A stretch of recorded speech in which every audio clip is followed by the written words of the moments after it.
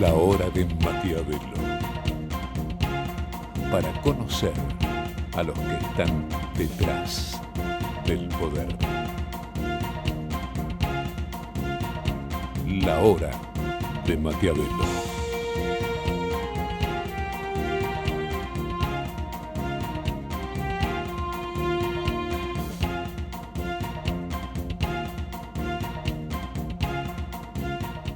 Hola, ¿qué tal? Bienvenido a esta nueva hora de Maquiavelo. Bueno, te propongo que te quedes porque vamos a hablar con un ejecutivo expatriado venezolano que lidió con todas las expropiaciones de Chávez en Venezuela, y una multinacional lo mandó a la Argentina justamente cuando Cristina iba por el vamos por todo, y se quedó a vivir en la Argentina y tiene mensajes muy importantes para los empresarios que podrían evitar el exprópiese en Argentina. Pero bueno, empezamos primero con gráficos interesantes. Hicimos desde la revista Imagen, La Hora de Maquiavelo, una encuesta a comunicadores. Aclaramos, por las dudas, son los expertos en comunicación de la Argentina. Es un panel con, en este caso, 62 de ellos.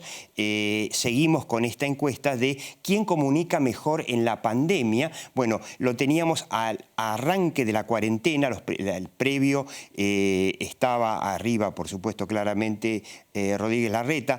Alberto Fernández venía muy abajo, bastante flojo Kicillof, y vimos cómo, recuerdan, cómo se fue recuperando Alberto, sobre todo cuando empezó a mostrarse junto con Larreta y con Kicillof.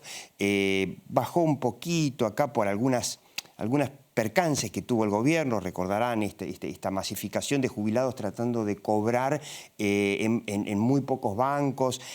Larreta siguió subiendo y más o menos en esta última medición la semana pasada perdió un poquito, perdió menos de 10 puntos, pero se mantuvo. Pero lo que llama la atención es que el presidente Alberto Fernández tuvo una caída muy importante de 56, esto es de la aprobación del manejo de la crisis por parte de los comunicadores, a un 12,50. El gobernador bonaerense Kicillof siguió bajando a 7,80. Estos son los comunicadores, los especialistas en comunicación. La pregunta es, ¿opinan lo mismo que la población en general, que lo ve de afuera? No, ahora vamos a ver por qué no. Por ahí la pregunta para hacerse, todavía no tiene respuesta, es si son un predictivo de qué va a pasar con la imagen de Fernández. De hecho, había bajado cuando estaba... ¿Podés volver para atrás un segundo, Nacho? De hecho, había bajado un poquito cuando en realidad la imagen de Alberto Fernández había subido y ahora bajó, y veremos cómo actúa la imagen de Alberto Fernández para ver si esto es un predictivo. Ahora sí. Bueno, acá tenemos, según Giacobbe, la opinión del público a nivel nacional. Los verdes son muy bien y los rojos son mal y muy mal. Alberto Fernández bajó también para la opinión pública, pero muy poco, y está, de hecho ahora vamos a ver que está apenas por debajo de Larreta, en un 50%, digamos, un 50 contra 25. Vamos a verlo cómo está Larreta. Larreta en la ciudad de Buenos Aires está mejor, pero tampoco es una diferencia tan grande como la ven los comunicadores. Veamos que Larreta tiene, digamos, está en un 50 contra 20, digamos. Por supuesto que es el que está arriba. Y ahora veamos a Kicillof, si la divergencia entre los comunicadores y la gente es tan grande. Bueno, y vemos que la gente también lo ve mal a Kicillof, con un 50 de negativa en el manejo de la comunicación de la pandemia, contra, apenas un 20 de, un 33 de positiva. ¿Esto qué te dice? ¿Es un predictivo de cómo va a evolucionar la imagen? No lo sabemos, pero para los comunicadores la comunicación no está siendo tan buena. Te vamos a leer algunas de las cosas que dijeron de ellos rápidamente sobre Fernández. falta claridad, ahí tenemos falta claridad y no produce certidumbre. Fue muy buena, pero es oscilante. Van 100 días con mucha incertidumbre. Se desordenó y se volvió confrontativa y desprolija. Falta claridad, siembra el pesimismo. Fue excesiva y claramente orientada a infundir miedo. Muestra una positiva, muestra disposición a informar y una rutina que no ha interrumpido. Sobre Larreta, es consistente, ordenada, tiene voceros creíbles. Fernán Quirós es un hallazgo, dice otro. Desde el principio se ordenó y mantuvo coherencia. Es el más profesional de los tres y el que mejor sintoniza con el contexto de la opinión pública. Y sobre Kicillof, el gobernador, bueno, tanto su ministro, viceministro, como el mismo gobernador manejan un tono agresivo, de reto, de poner la culpa en el otro, que no colaboran. La falta de organización discursiva del gobernador tampoco colabora ahora. Es el menos profesional de los tres, muy metido en su cápsula ideológica, dicen los comunicadores. Claro. No da respuestas claras a las preguntas, que no tiene respuestas, responde con chicanas, habla demasiado y no dice nada claro, infunde miedo y no da respuesta. Son las opiniones de los gobernadores. Bien, digo para que no maten al mensajero, ¿no? Bien, vamos a volver un segundo sobre el tema Vicentín. Le habíamos dado muy pocos maquiavelitos al gobierno por la expropiación, por la forma de anunciar el intento de expropiación en sí, con resultados que ya todos conocemos, pero el gobierno tiene revancha. Y es que en el Senado, la presidenta Kirchner, con una maniobra muy dudosa, violando todos los acuerdos que se habían hecho, y también, perdón, con una maniobra que pone nuevamente en duda la división de poderes, la propiedad privada en la Argentina, pero logró sacar una comisión bicameral para investigar qué hizo Vicentín con la plata de Banco Nación, que le prestó el gobierno de Macri, por supuesto que también el Banco Nación le prestó durante el gobierno de Cristina, ¿no? Y yo me pregunto, ¿alguna vez tendríamos que generar una comisión bicameral para investigar qué se hace con la plata que los argentinos pagan de los impuestos? Pero bueno, otra historia.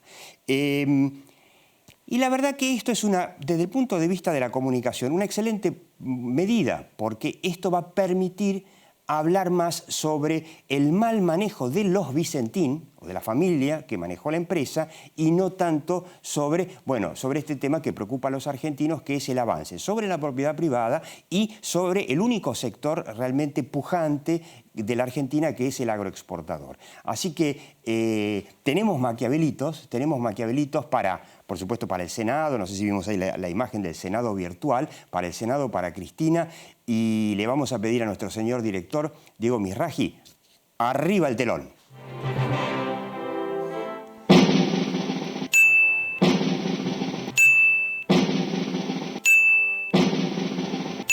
Bueno, 4 maquiavelitos, muy bien, bien. Vicentín, el kirchnerismo busca recuperarse del fracaso con un show en el Congreso para reescribir el relato. Y son 4 maquiavelitos, no le damos 5 porque obviamente todo esto apunta, por supuesto, a un daño muy grande para la Argentina, para potenciales inversiones, un país con mucha inseguridad jurídica, sin una clara división de poderes judicial, legislativo y ejecutivo, pero desde el punto de vista de la comunicación son 4 maquiavelitos. Así que muy bien. Finalmente un comentario sobre el teletrabajo. Los políticos argentinos lo volvieron a hacer. En medio de la pandemia, en vez de salir para adelante con reformas, con transformaciones que lleven a que la Argentina alguna vez salga de su decadencia, no. ¿Qué hicieron? Arruinaron el teletrabajo. Ahora, diputados aprobó una ley, que por supuesto que va a salir como chicotazo por el Senado, donde hace recontra complicado que, sobre todo, que las pymes resuelvan los problemas de costos que tienen y que van a tener después de la pandemia con teletrabajo. Lo volvieron complicado, lo volvieron como todo el mundo laboral en la Argentina, y por eso las pymes no contratan. Y por eso el único que contrata es el Estado, son los gobiernos, y así quebró la Argentina. Bueno, los empresarios, por supuesto, nuevamente, cri-cri, no participaron en el debate, nunca participan en ese tipo de debates, y por supuesto es otro golpe sobre todo para las pymes, para las posibilidades de desarrollarse. Así que también hay maquiavelitos acá para los empresarios y le vamos a pedir a nuestro señor director, arriba el telón.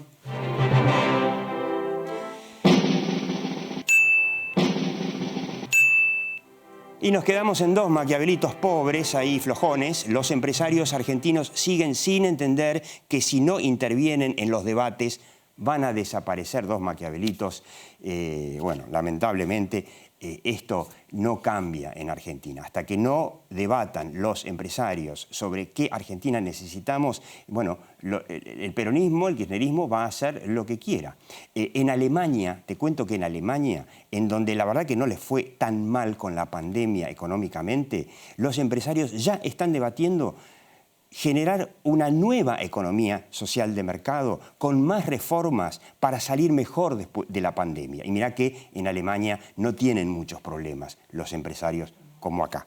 Así que te invito a que te quedes en esta hora de Maquiavelo porque vamos a hablar con un empresario expatriado de Venezuela a la Argentina justo cuando Cristina decía vamos por todo. Sobrevivió o experimentó las expropiaciones de Chávez y tiene mensajes muy importantes para los empresarios argentinos. Quédate.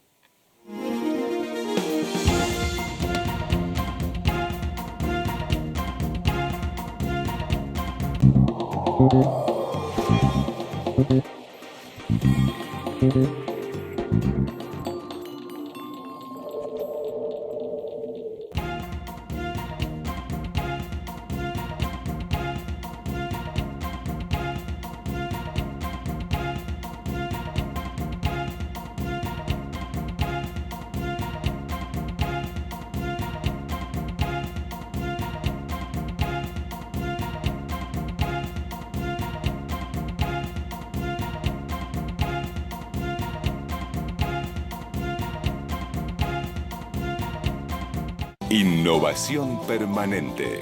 Bagó. Ética al servicio de la salud. Desde el primer momento de la mañana hasta el último gustito de la noche. Arcor, alimentando cada momento del día.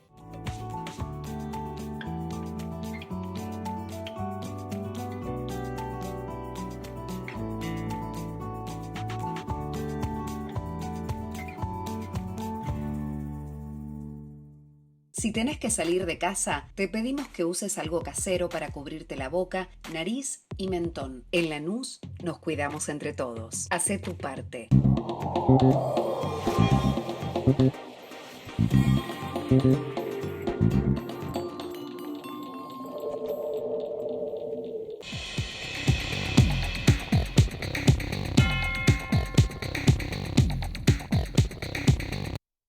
Estamos con Ramón Chávez Rosas, es un venezolano que vive en Argentina desde hace unos cuantos años, es un hombre, un experto en comunicación.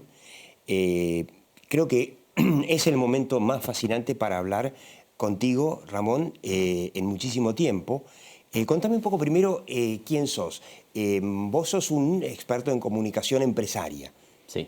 Venís de la comunicación, fundamentalmente. Sí, comunicación corporativa, fundamentalmente. A ver, yo con experiencia en empresas multinacionales como IBM, donde ocupé cargos directivos en IBM Venezuela. Después tuve responsabilidades para América Latina. Trabajé en la Electricidad de Caracas, que fue la primera empresa que el presidente Chávez nacionalizó. Y además yo estuve en la mesa de negociación de la venta de la empresa y luego me fui como director de comunicaciones en Nestlé. Y ahí es donde en algún momento, perdón, te trajeron para la Argentina. Sí, y en el año 2012 me traen a la Argentina para manejar comunicaciones y asuntos públicos acá en Nestlé. Que es ahí donde nos conocimos. Así es. Yo te voy a sorprender con un déjà vu, medio raro. ¿Podemos? ¿Este edificio aquí cuál es? También es un edificio que tiene locales comerciales de propiedad privada. Por lo tanto, Expropiese, señor alcalde. Expropiese. Bueno, el famoso expropiese, que ya es mundialmente conocido. ¿Esto cuándo pasó? ¿Vos estabas en Venezuela? Yo estaba en Venezuela, estaba en ese momento la electricidad de Caracas. Todavía no estaba en Nestlé. Te estaban expropiando a vos también. Estaban expropiando a varias compañías y entre esas estaba la electricidad de Caracas en el paquete. Vos viviste la expropiación. Sí, la electricidad fue una experiencia muy interesante además, y me tomo 30 segundos para contarte esto, porque era una empresa multinacional, los dueños eran AES. AES, que también creo que estaban acá. Estaban acá en ese momento. Y yo siempre recuerdo que hicimos muchísimas actividades para proteger a la empresa. Por ejemplo, al final la protegieron desde lo financiero y de lo económico. Se registró en la Bolsa de España. La empresa entonces empezó a cotizarse en la Bolsa de España, se cotizaba en la Bolsa de Nueva York, se cotizaba en la Bolsa de Caracas a través de ADR en la Bolsa de Nueva York. Pensando que por ahí con esa medida iba a tener más respeto por una empresa cuyos accionistas definitivamente estaban en España, Estados Unidos. Exactamente. Entonces, y sin embargo, ¿cuál fue la ventaja? Que la tuvieron que pagar. Claro. La tuvieron que pagar. Entonces,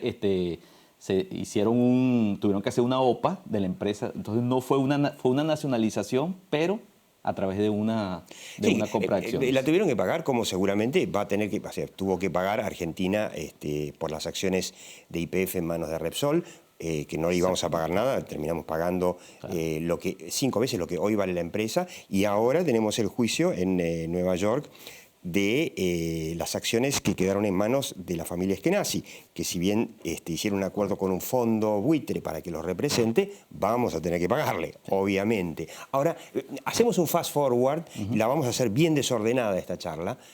¿Cómo está hoy la electricidad en Caracas? Bueno, tiene muchos problemas desde el punto de vista de servicios, obviamente. Se escucha de muchísimos cortes de luz y muy largos. Muchos cortes de luz. A ver, ¿cómo es la historia? La historia, recuerdo yo que en ese momento, pues yo tuve la oportunidad de negociar la empresa, de sentarme en esa mesa de negociación y la prioridad del presidente Chávez en ese momento era, podrás fallar el servicio en cualquier parte del país, pero no en Caracas. Sin embargo, falta de mantenimiento. Porque están los servicio, medios, obviamente, y estaba la población caliente que se le podía levantar, ¿no?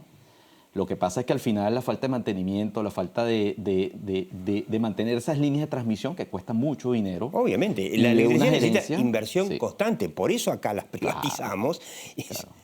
Y la gerencia que no funcionaba, porque venía del sector público, no estoy diciendo que sean buenos o malos, simplemente que no estaban preparados para trabajar en una empresa de servicios, empezaron a derrochar el dinero, a malgastarlo, utilizaron lo que no se debía.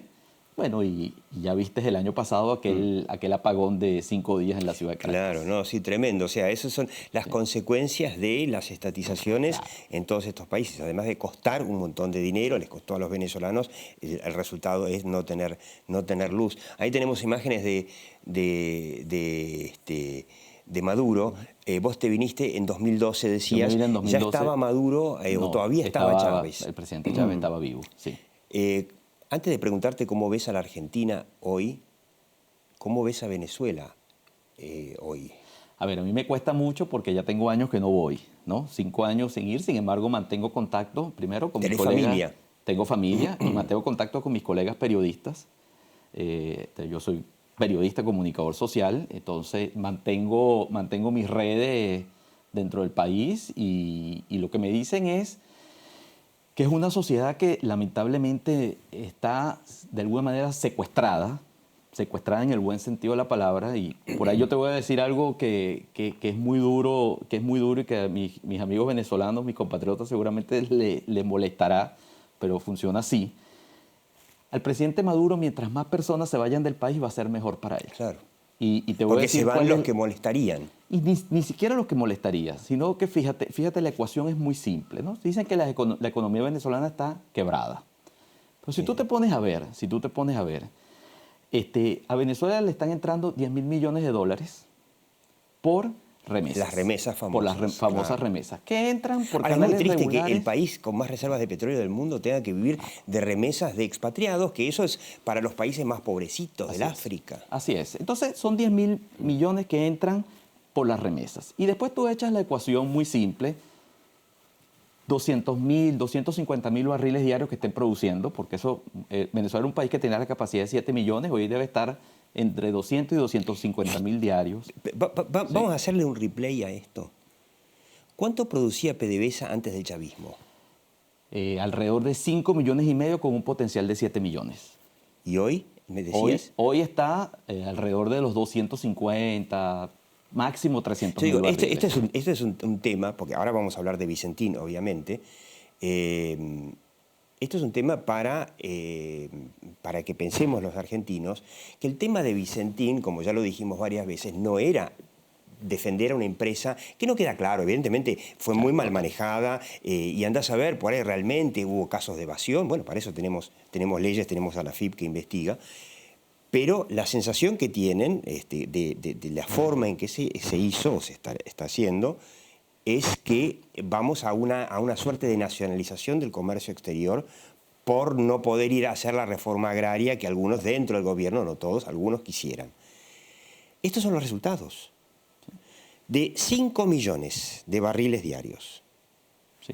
que hacían de Venezuela, si el petróleo estaba alto, un país riquísimo, Sí. y si el petróleo estaba bajo, un país con problemas que les Se podía costó manejar. resolver. Pasa lo mismo en Arabia Saudita, Sí, obviamente. sí, sí. Con potencial para llegar a 7 millones, y después de 2 décadas, de una generación completa del chavismo, bajaron a 250.000, o sea, 20 veces lo que el potencial de Venezuela, convirtiéndolo de un país en desarrollo en un país que todavía es más pobre que Argentina.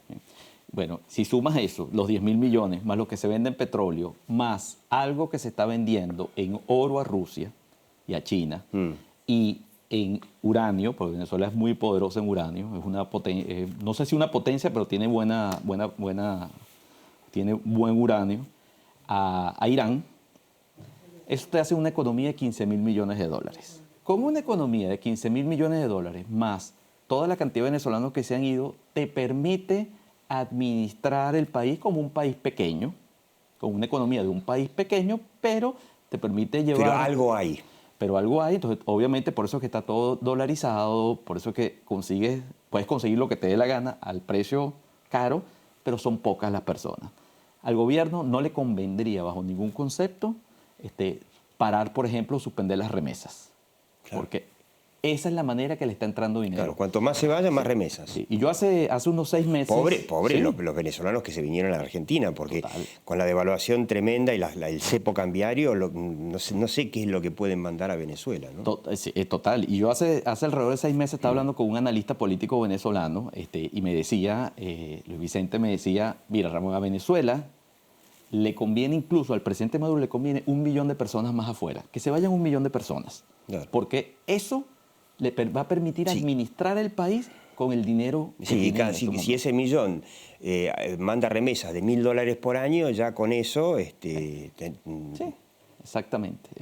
Entonces es difícil pensar en una salida. Exportar ciudadanos. Qué triste, ¿no? Qué triste. Ahora, bueno, vos viniste a la Argentina. Yo quiero intuir, corregime, por ahí me equivoco. Nestlé te propuso venir a la Argentina en el 2012, que fue, para hacer un poco de memoria, vamos ahora para atrás, el año del Vamos por Todo de Cristina, ¿no? O sea, donde en ese año yo quiero recordar el Vamos por Todo, la tragedia de Once, el intento fallido de reforma de la Constitución, donde se buscó, fue un primer intento de chavización muy fuerte. ¿Por eso te mandaron? Bueno, esa era una de las razones. La otra razón es por la empresa estaba necesitando acá en Argentina una repotenciación del equipo de comunicaciones. Obviamente en estos entornos, este tipo de gobierno, necesitas tener equipos de comunicaciones fuertes, necesitas tener equipos de comunicaciones con objetivos claros. Ese es un tema muy importante. En estos entornos es donde necesitas equipos de comunicación en las empresas fuertes. Sí.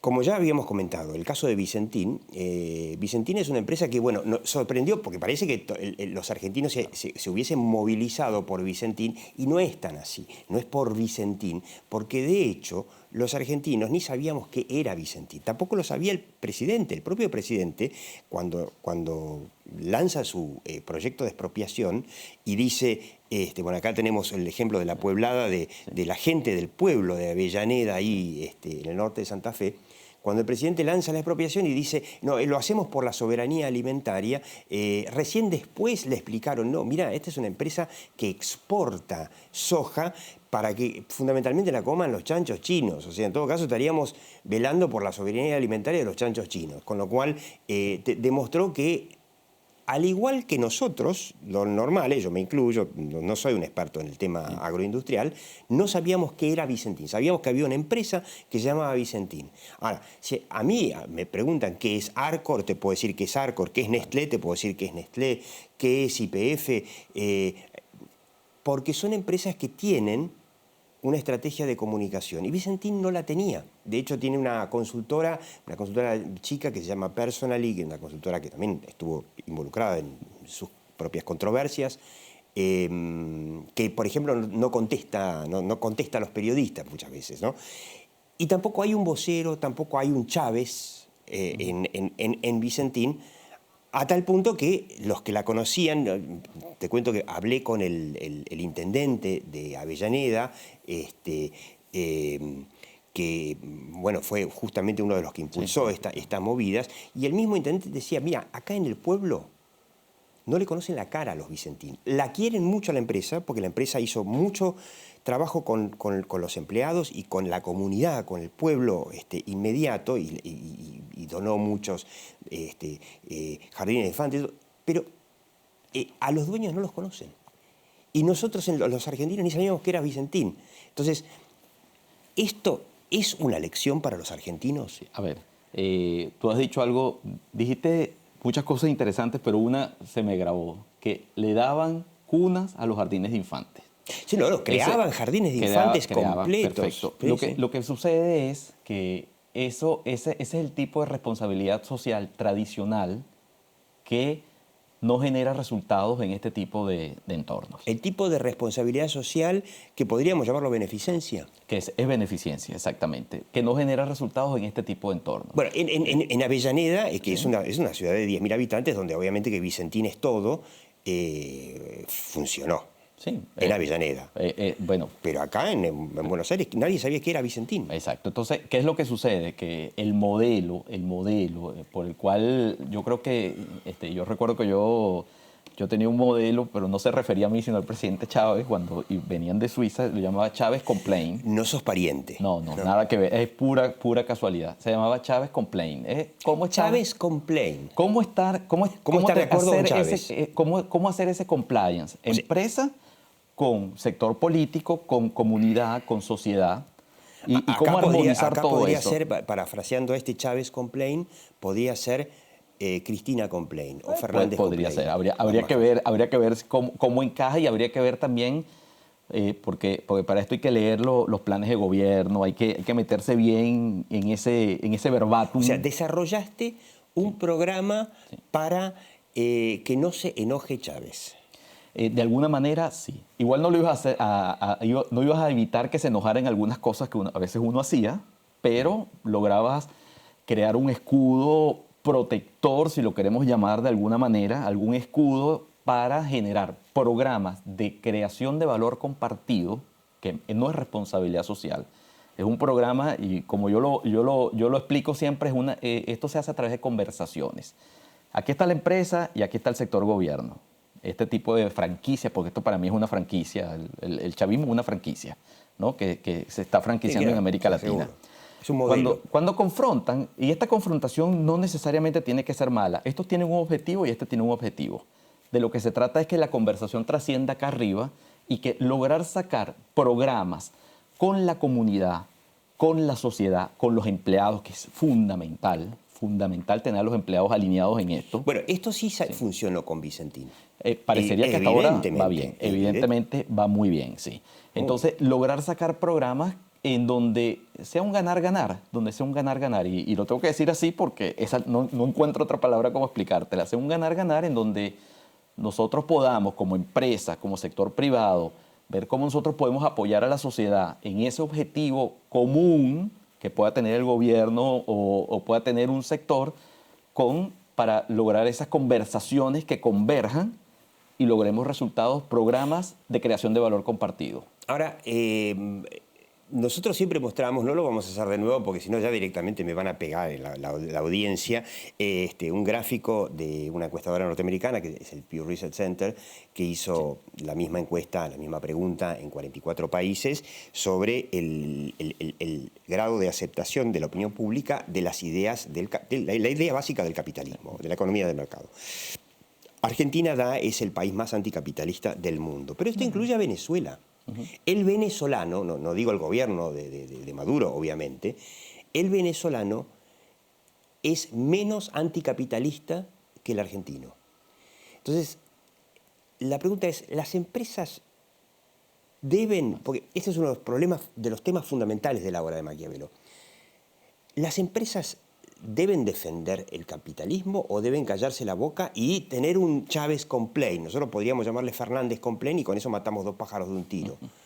¿Qué les recomendarías? Porque nosotros insistimos mucho con eso, por ahí nos equivocamos, que son las propias empresas las que tendrían que, además de vender sus productos, venderle el capitalismo al argentino. Yo creo que más que el sistema, porque yo creo en los años que tengo acá es un tema cultural, ¿no? Yo ya me doy cuenta que es un tema que es muy difícil de cambiar si tienes una sociedad... ¿Vos ves al argentino tal cual como muestra la encuesta del Pew Research Center, más estatista que el venezolano? Sí, yo la veo claramente más estatista. Eso no necesariamente es bueno o es malo. Lo fundamental es que sea una buena administración, que eso es otro tema. Sí, lo que pasa es que es una opinión pública que llevó a la, digamos, es uno de los factores que llevaron a la Argentina que tenemos, ¿no? Sí, y a lo mejor el argentino también ha sufrido más, Argentina ha sufrido más cosas de lo que ha sufrido Venezuela, salvo los últimos años del madurismo y del chavismo, pero ya viene una tradición de una inflación brutal, crónica, o sea, entonces es natural que sea anticapitalista, si lo queremos llamar de alguna manera. Yo creo que lo fundamental es definir un modelo. Y los empresarios que no han podido explicar que la culpa de la inflación la tienen los gobiernos y no ellos, bueno, ¿no? Pero bueno...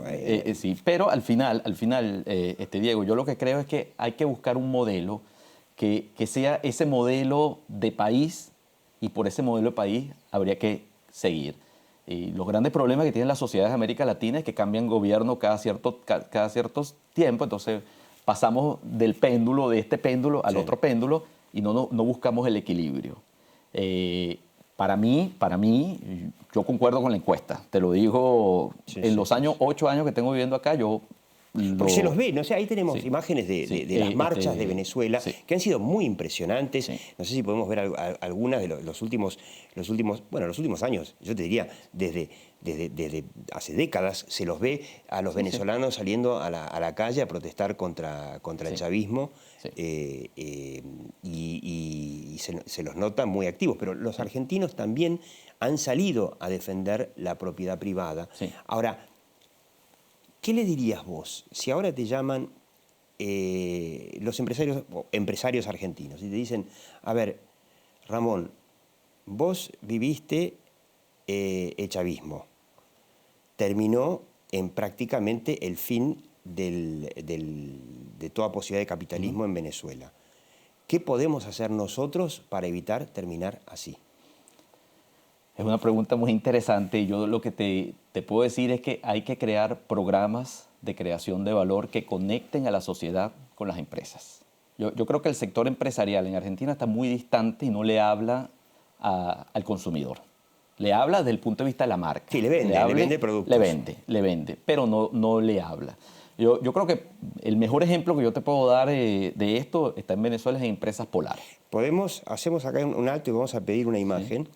Tenemos ahí una imagen de Polar, porque justamente a ese tema yo quería ir. Acá está... Lorenzo Mendoza. Este señor que está de remera azul se llama Lorenzo Mendoza. Es un muchacho joven que en algún Gracias momento... por lo joven, porque estudió conmigo. Ah, mira vos. En el colegio. Mira vos. Somos Compañero tuyo de colegio. Sí. Lorenzo Mendoza se lo barajó como una opción de candidato a presidente por la oposición, ¿no es cierto? Sí, pero Lorenzo nunca tuvo interés en la presidencia. De hecho, él siempre lo dijo abiertamente, ¿no?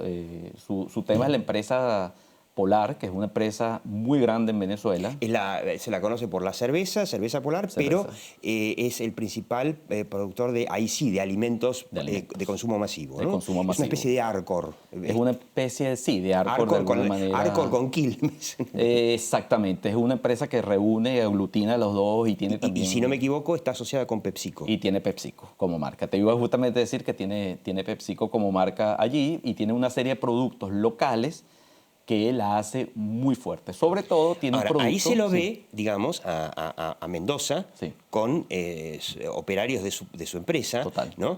Y es una cara que vos lo ponés, la mostrás en Venezuela y los venezolanos dicen, ah, ese es Mendoza. Total. Bueno, nosotros por primera vez vimos la cara, ahora, después de allá, en medio del tema de la expropiación, la cara de un Vicentín. Tiene que ver con la manera como le hablan al consumidor, al cliente y a la sociedad. Toda la comunicación de Empresas Polar, más que alrededor de empujar productos, en el buen sentido de la palabra del marketing, gira alrededor de el compromiso de Empresas Polar por la sociedad a través de sus productos, a través del desarrollo y lo que la empresa aporta al país. Aportan, hoy no sé cuántos empleados, pero es una empresa que hace... El año que yo me vine tenía alrededor de unos 15.000 empleados, más o menos, con fábricas en casi todas las ciudades o los estados del país, de uno u otro producto, pero tenían fábricas de alimentos en todos lados, con una red de distribución muy potente.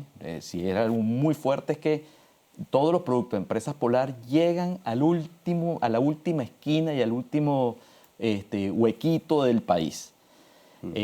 Argentina y Venezuela tienen algo muy similar, que la logística es muy complicada. La logística de Argentina, y yo que trabajo en una empresa, la conozco y conozco las dos logísticas, la de Venezuela y la de acá, tiene sistemas de logística muy complicados. ¿Por qué? Primero, en el caso de Argentina, la distancia es muy... Claro, es un país sin duda, que va de punta a punta, entonces es muy complicado cubrir toda esa logística. Por ejemplo, las cadenas de frío, ellos tienen cadena de frío. Es muy complicado en Venezuela, zonas muy montañosas, entonces hacen que también la logística sea complicada. En Argentina, casi toda la población está aglutinada en el centro del mapa. Claro. ¿No? Entonces, pero después tú dices, ok, sí, tenés, aquí está, digamos, un tercio de la clientela en el AMBA, que es una área muy chiquitita. Totalmente. Entonces, ¿cómo tú llegas a toda esa... Un cuarto de la Sí, un cuarto más o menos. Tú cubres eso y probablemente hagas el 80% del negocio, más o menos, 80, 70%. Pero igual tu responsabilidad es con el país y tienes que cubrir todo el país. Y Venezuela es Caracas, pero ¿cómo haces para llegar a todos lados? ¿Cómo haces para llegar al del Tamacuro con todos los productos o a cualquier otro sitio? Bueno, Empresa Polar tiene un sistema de logística muy, muy bueno. Entonces, te asegura que la distribución y la presencia de la marca está en todo el país. Después tiene muchos programas de responsabilidad social a través de su marca Harina Pan, en donde ellos incentivan programas de emprendedoras, mujeres emprendedoras, que al final son las que salen a defender la empresa. Pues son programas muy masivos. Mira. Después el aporte al deporte. Empresas Polar, yo te diría que patrocina la mayoría de los equipos de béisbol. El béisbol es el deporte nacional en Venezuela. Y a la mayoría de los jugadores que están triunfando en grandes ligas, pero con contratos donde se les obliga a que vengan a dar clases a las escuelas, a los barrios populares, a las villas. Hacemos una pequeña pausa y recordamos, Polar no fue estatizada. No ha sido estatizada, ellos se han manejado bastante bien y tienen un programa con los empleados muy fuerte, muy fuerte. Ese programa con los empleados, con programas salariales muy agresivos, ayuda, están muy cerca y muy pendientes de toda su gente. Entonces cuidan mucho tanto a la sociedad, su comunicación. ¿Vos les recomendarías a los empresarios argentinos imitar el caso de Polar? Yo te diría que habría... Para que no les pase lo de Vicentín, porque lo de Vicentín en definitiva está bien, la gente salió a la calle para defender el tema general Sí. de la propiedad privada, la gente en determinada zona de la Argentina, ¿no? Total. La zona centro, que es la zona, digamos, más, no quiero decir más progresiva, pero más desarrollada. Pero de Vicentín, Nada. por eso mi pregunta es, ¿cómo hacen muchos vicentines que va a haber después de la cuarentena, Sí, sin duda. el día que termine, para defenderse de lo que le pasó a Vicentín y a tantos cientos de empresas venezolanas, ¿no? Tienen que hacer un programa hecho a la medida de la empresa, pero que hable a la sociedad y a la comunidad.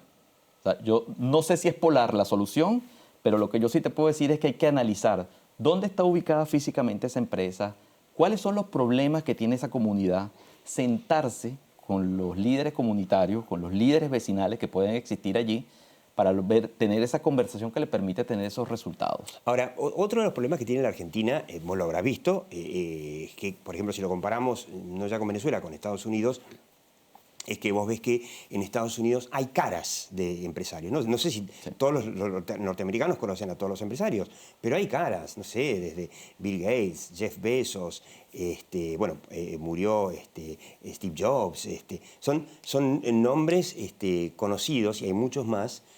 Donald Trump era un empresario, uno puede decir un poquito más truchito, pero llegó al poder. Los argentinos no tenemos esos empresarios conocidos como sí lo fue este señor Mendoza. ¿Vos le recomendarías a los empresarios empezar a tener un perfil un poco más alto, no ser solamente caras oscuras, sino empezar a salir a los medios de comunicación, empezar a existir? Lo más difícil del trabajo de un comunicador en una empresa, de cualquier director de comunicaciones, no solo de Argentina, sino de cualquier lado, es gerenciar la imagen del presidente de la compañía. Yo creo que esa gerencia de la imagen del presidente de la compañía en unas situaciones como esta necesitaría algún tipo de presencia en medios, algún tipo de ¿Vos se lo recomendarías? O sea, yo lo recomendaría, salir del bajo perfil yo en un momento recomendaría. que obviamente que no es fácil, ¿no? Porque la militancia acá, ¿viste? A los empresarios les tira, pero no lo han hecho durante todos estos años. Si a vos te preguntan, te llaman de, no sé, de la UIA, por ejemplo, y te dicen, a ver, Ramón, ¿qué hacemos? ¿Empezamos a dar la cara? Yo diría, tienen que tener el perfil adecuado, y el perfil adecuado implica algún tipo de salida a la opinión pública. Algún tipo de salida. Hay que ver cuál, dependiendo de cada empresa. Porque muchos te dicen, no, que hable la cámara en todo caso. Sí. Yo, yo argentino. Hay un dicho que dice, Sí. yo argentino, no sé, lo escuchaste alguna vez. No sé si existirá yo venezolano. Existe en o sea, vos Venezuela. le dirías, no tanto yo argentino. Hablando sobre la empresa. Los problemas. Pero hablando los problemas de la industria, yo creo que se tienen que tratar en las cámaras. ¿Y quién vende a la idea del capitalismo en Argentina? Porque vos sabés, Ramón, ha seguido la política argentina en los Total. últimos años. El gobierno de Macri fracasó y por eso volvió el kirchnerismo, obviamente. Y todavía estamos esperando una autocrítica de qué se hizo mal, qué se debió hacer y no se hizo, para que tenga chances de poder hablar de economía en este momento que necesitamos con urgencia que lo haga. Y no lo hizo. Entonces, es como que no sé si se puede esperar en lo económico mucho de Cambiemos o Juntos por el Cambio, pero pueden ser los empresarios. Yo no sé si... Primero voy a un punto que tocaste en cuanto a que el expresidente no ha salido a hablar de economía, ¿no? Yo creo que él estaba esperando los famosos 100 días, o un lapso así. Claro, y lo agarró la cuarentena. Y lo agarró la cuarentena. Y este no es momento, precisamente, creo que tiene muchas papas calientes en la mano como para salir a... Ahora, puede salir a hablar sin explicar, por lo menos sin dejarnos ver si entendió en qué se equivocó.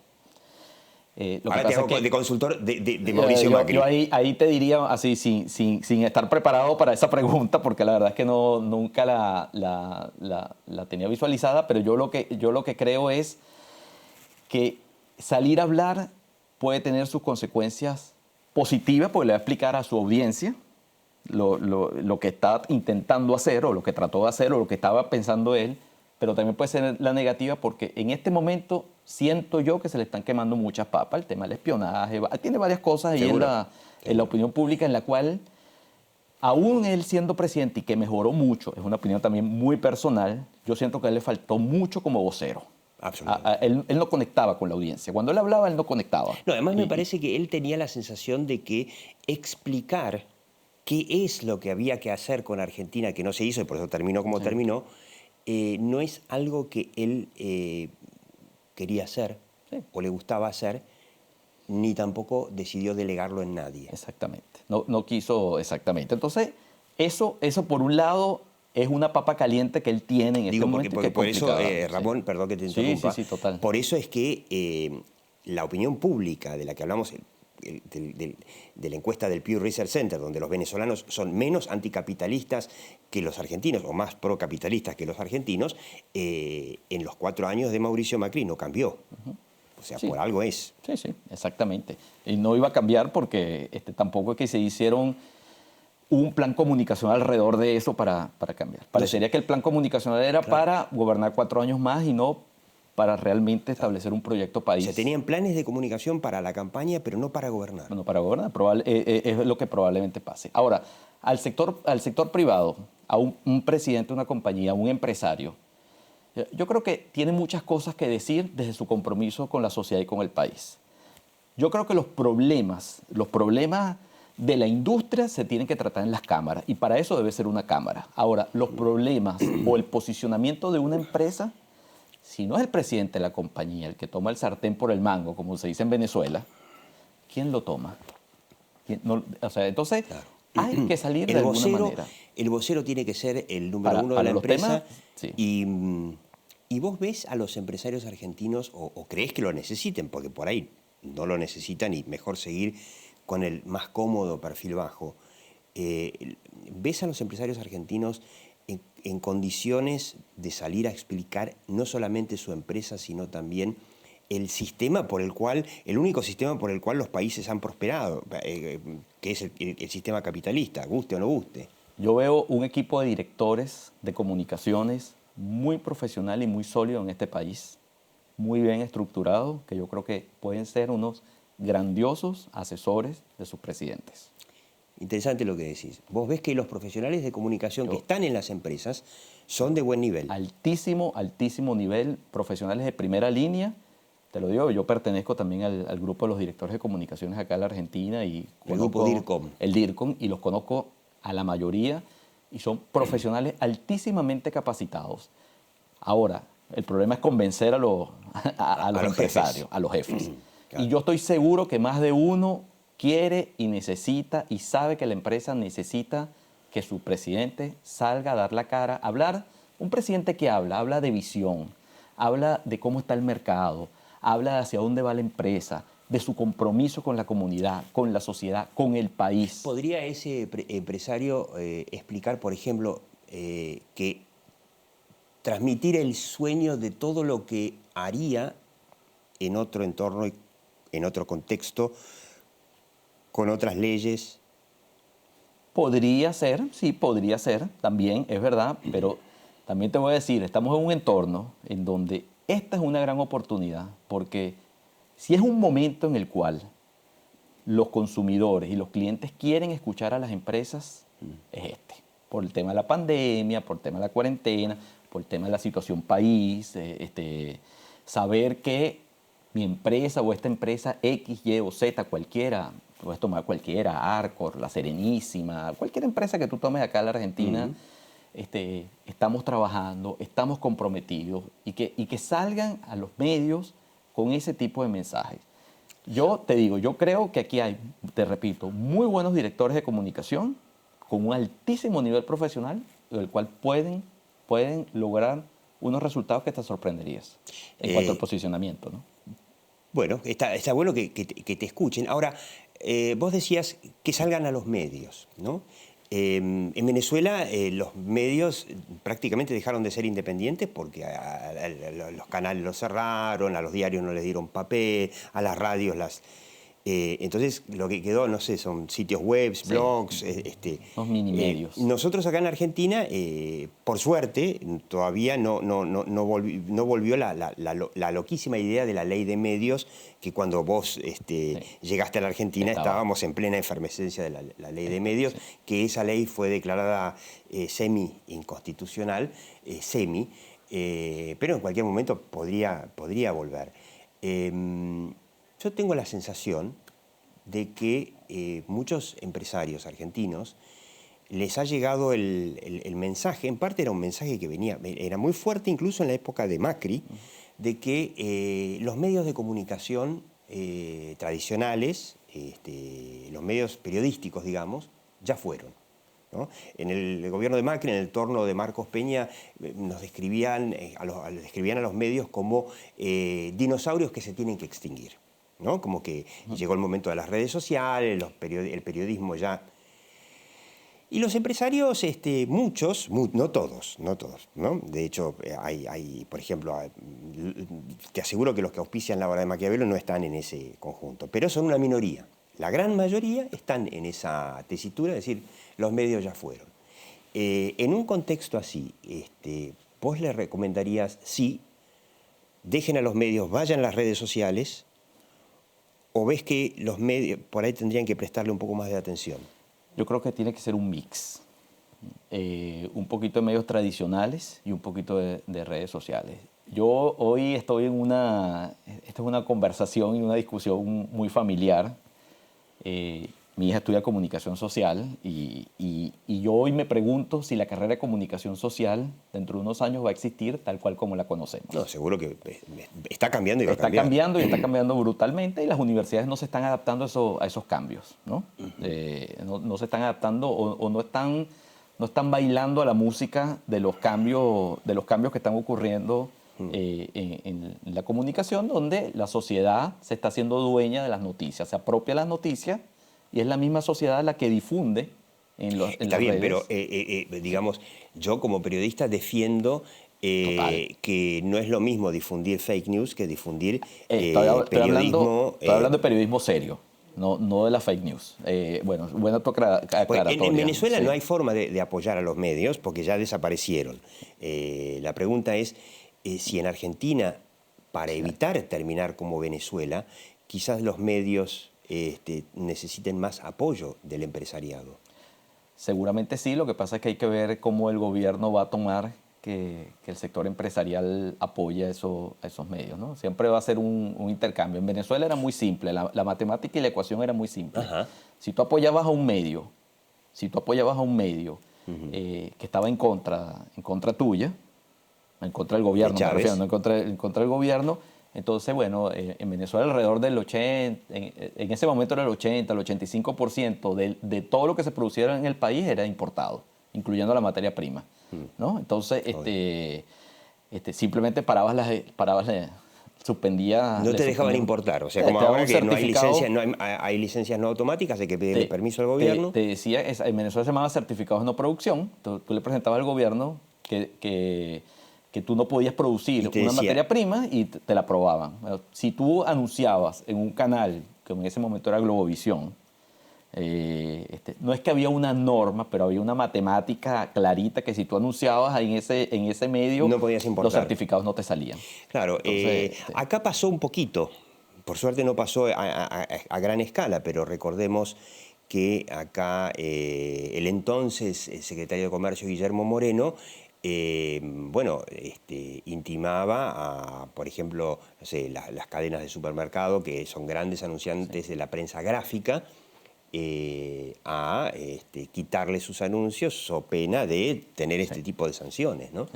Acá pasó, no es que no haya pasado, ¿no? Yo tuve la oportunidad de trabajar en el último momento de Moreno. Yo no viví ninguna de esas presiones.